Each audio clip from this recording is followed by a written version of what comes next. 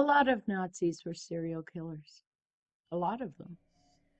Today we're going to focus on one, the Hyena of Auschwitz, the Beast of Belsen, a psychopathic serial killer who could not have been born in a better place or time for her particular brand of horror. When people talk to me, as they sometimes too often have, about how men can commit so much more violence, worse violence than women, this woman is the first case I point to counter that attitude with some realism. Her name was Irmgard Ilse Ida Gress, but she's best known as Irma Gress. She was a volunteer member of the SS. She was also a concentration camp guard at Ravensbrück and at Auschwitz. She would go on to become the warden of the women's section at Bergen-Belsen. There was some trouble in her youth, but it hardly pointed to the psychopathy of one of the worst Nazi females. A few years before World War II would begin, while Gressa was just 9, her mother drank hydrochloric acid and killed herself after finding out her husband may be having an affair. As the war began, Gressa was just 12. She left school at 14 and worked on a farm. She would then work at an SS-run hospital for 2 years. She wanted to join the Bund Deutsche Mädel, a Hitler youth group for girls, but her father would not allow it. So instead, at 16, she moved to the SS Female Helpers Training Base near Ravensbrück, a concentration camp that was female only. She worked as a guard there until 1943. From 1940, she was transferred to Auschwitz-Birkenau. Her father threw her out of his house for joining the SS. In March 1945, she was sent to work at Bergen-Belsen. The Nazis were consolidating their camps at that point because they were losing the war. So she escorted prisoners from Ravensbrück to Bergen-Belsen. She was captured there on April 17, 1945, when that camp was liberated. She would be tried for war crimes with 44 other people during the Belsen trial. There were 16 female wardens involved in this trial, and 3 would be sentenced to death, including Gressa. In her group, 3 females and 8 males were convicted, and she remained defiant throughout. She appealed for clemency, but that appeal was rejected. She was executed by hanging on December 13, 1945. The only word she uttered while standing on the gallows was schnell, or quickly. She had spent the night before singing Nazi songs until the early morning with another condemned woman, Johanna Bormann. She would claim at her trial that she wanted to be a nurse, but though she protested, she was made to become a guard and then a warden at 3 concentration camps. She claimed as well that she never struck anyone in a way that would cause bleeding or unconsciousness. She never kicked a prisoner or shot at any. She denied selecting prisoners to send to the gas chambers at Auschwitz. She did admit to beating prisoners with a whip and with a stick. She denied the testimonies of every witness, every victim who spoke out against her. Those were her claims, which you will see fell apart at trial. But what were the claims that were believed? What did she do at these camps to make her one of the most hated Nazis in history? Stop and think about that. How terrible must you be to be among the most hated in a very large, extremely hated group of war criminals? The full transcripts of these trials are available online. But here's the gist. She was likely first exposed to sadism while trying to be a nurse. The SS convalescent hospital where she studied was conducting bone grafting medical experiments on living subjects from Ravensbrück and Hohenleichen. They also used sulfa drugs to treat gangrenous wounds and would do bone transplants. We find this testimony during the doctor's trial, which was a part of the Nuremberg trial. The doctors she studied under, Dr. Karl Gebhardt and Dr. Herta Oberhauser, were both convicted there for the horrors they perpetrated. All of this was agonizingly painful to the subjects. It was here that Gessa also began building a reputation as a sexual deviant in Nazi terms, also known as a homosexual. When Gessa was not cutting it as a nurse, Gebhardt, very connected in Nazi circles as one of the men who marched with Hitler during the beer hall putsch, set her up with contacts at Ravensbrück. It was not that she was forced to go there because she was told by a skills tribunal that she must. That was part of her testimony, as much of it was, and it was a lie. The labor board did send her to a dairy farm for 6 months only because she had to be 18 to be sent to work at Ravensbrück. She would claim to be sent to Ravensbrück against her protest, but in reality she voluntarily served the SS Officerinnen. The group of guards and police employed by the Waffen-SS. It was seen by those young people who had bought into Nazi teachings and thoughts as a promising job with a new future. As Gressa bought into that thinking as well. Her testimony on this point would be another lie. At Ravensbrück, she would have more humanity trained right out of her. There was evidence that when she first got there, she apologized to a camp inmate for being in their way. And it took camp authorities 4 full days to cure Gessa of any desire to be polite to the inmates. Under the law, it was illegal for Germans to have intimate relations with anyone but other Germans, and especially with the Jewish or other inmates of the camp. At first, Gessa would comply with this law and had several relationships with male SS officers at the camp. She was trained to be and was as brutal as all other guards at these camps were trained to be. What made Gressa different was the added levels of cruelty that she exhibited, the level of sadism. By the time she was transferred to Auschwitz-Birkenau, she was a thoroughly brutal sadist. She was assigned to B2B, part of the women's camp at Birkenau, the part of the camp where gassing and cremation of prisoners of the Reich was completed. When Gessa arrived, 4 large crematoria had just finished construction, so as to dispose of evidence of what was happening in the gas chambers there. There are a few survivor accounts from this period, but not very many for obvious reasons. When she was promoted to Oberaufseherin, she was in charge of more than 30,000 female prisoners at B2C. Here, all survivors described 3 objects she used to commit her sadistic crimes: heavy boots, a whip that she had made in the camp, and a pistol. All of them.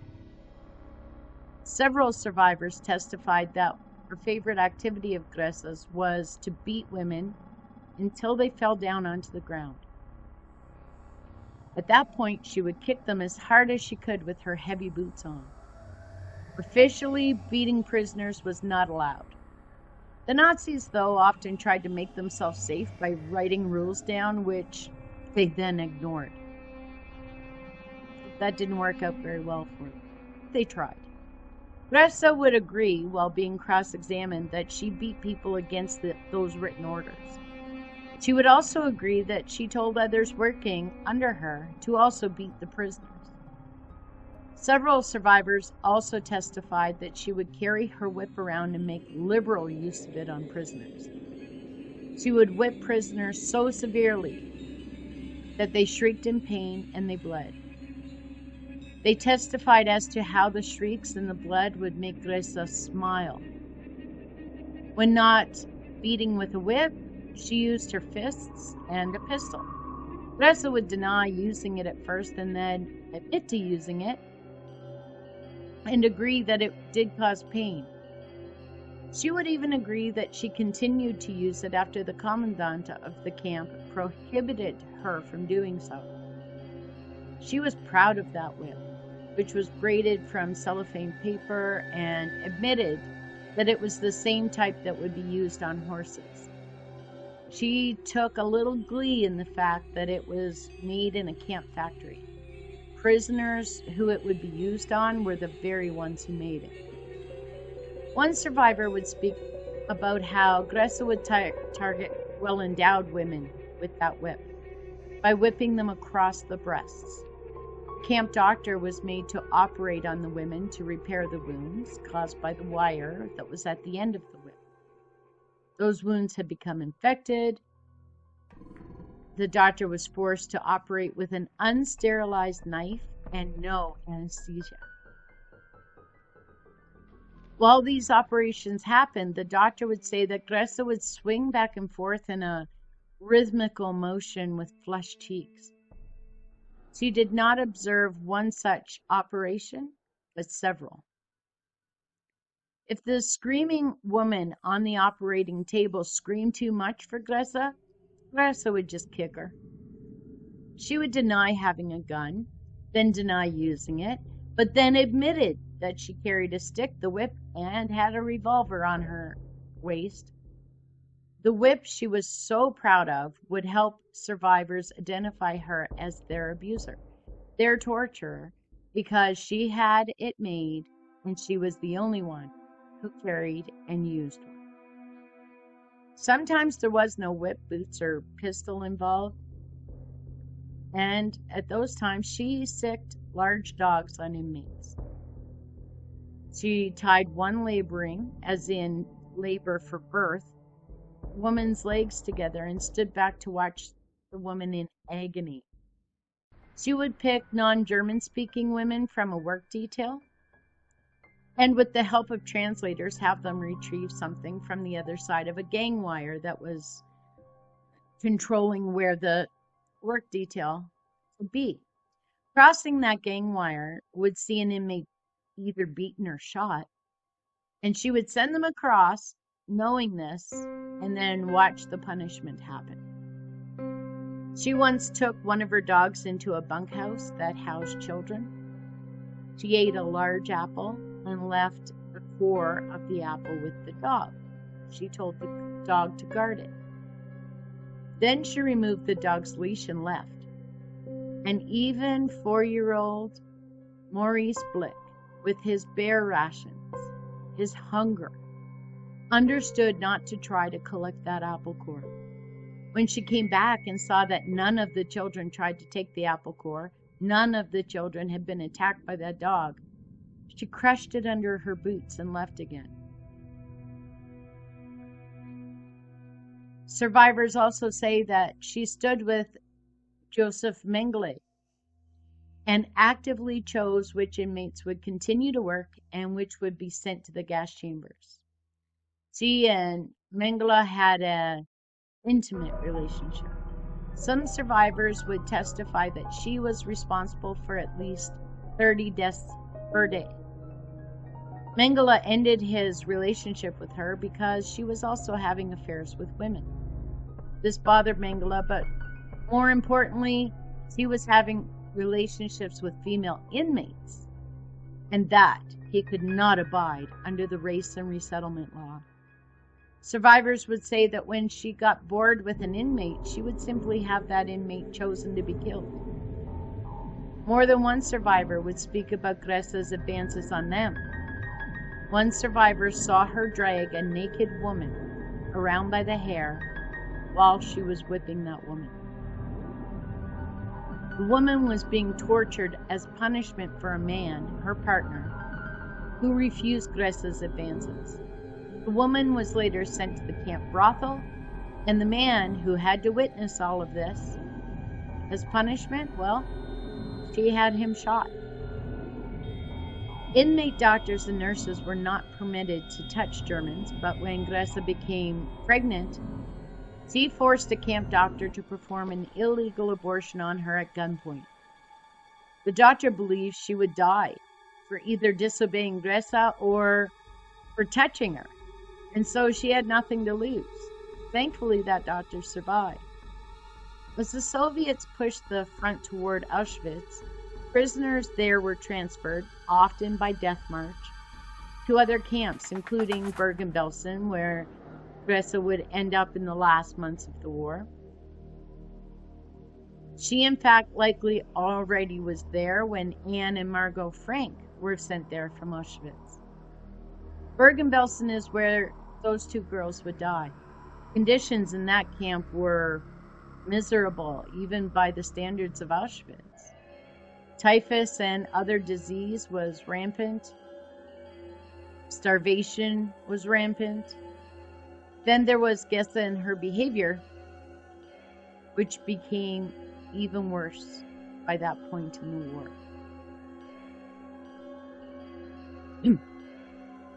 She made prisoners kneel for long periods, hold heavy rocks above their head for long periods, stand for hours in ice and snow and rain, and if they moved, if they failed to stand straight, she had a new weapon for them, a rubber truncheon, which she used to beat the prisoners unconscious. She began the selection parades again and chose who would die, as she had in Auschwitz-Birkenau. On the day before the camp was liberated, she left out some potato peels as a trap, just to punish whatever inmate was hungry enough to try to steal and eat them. Potato peels. She was at Bergen-Belsen for only 3.5 weeks, not even a month. Yet her behavior there was so cruel that surviving inmates named her the Beast of Belsen. It was the British who liberated this camp, and Gressa, like all of the other guards at the camp, would be forced to dispose of the corpses in a mass grave there, forced to deal head-on with the evidence of their viciousness. By that time, conditions at the camp were so severe that survivors were cannibalizing corpses just to survive one more day. Gressa would try to escape at the very last minute, but would be detained and then tried in a British military court. While she was held, her lover of the moment, a Nazi engineer, for whom she stayed in the camp and refused to flee, would die of typhus. She believed that after the war, her looks would make her a movie star, and all would be forgiven. Instead, at 22, she was hung for her particularly sadistic cruelty, the youngest of all the Nazi war criminals to hang, never having shown even one iota of remorse. She would be buried near the prison. Thank you for listening. If you're enjoying these videos and want more, don't forget to subscribe and turn on your notifications so that you don't miss any videos. Thank you for watching. We really appreciate it.